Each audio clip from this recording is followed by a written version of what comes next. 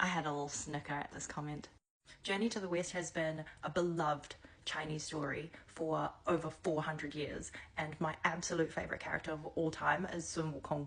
Not just because we have the same last name, okay? Not just because of that. But his story is a very unique one. The birth of Sun Wukong was a miraculous one. He hatched out of a magical stone.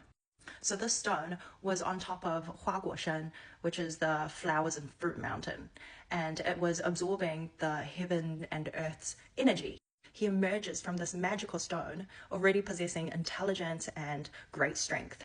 He joins up with the other monkeys that are on Huaguoshan, and on one of these days, they made a bet. So there was a really big waterfall, and they all made a bet that whoever can get to the other side of the waterfall, like inside the waterfall, to see what was there, will become the king of monkeys. So of course, Sun Wukong, with his strength and his might and his bravery, was like, I bet. He crosses a waterfall, and what he finds on the other side was a hidden, mysterious cave. So from then on, he was known as Mei Ho Wang, the beautiful monkey king. But of course, being the monkey king simply wasn't enough for Sun Wukong.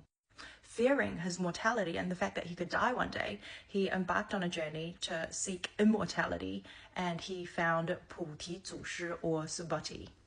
Pu-Ti-Zu-Shi then taught him various spells and magic, including 72 变, the 72 transformations, and cloud somersaulting, which is 筋斗云.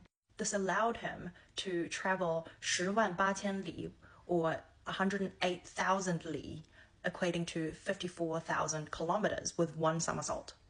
With this, he upgrades himself to the tier of being a demigod, and he goes back to Huaguoshan.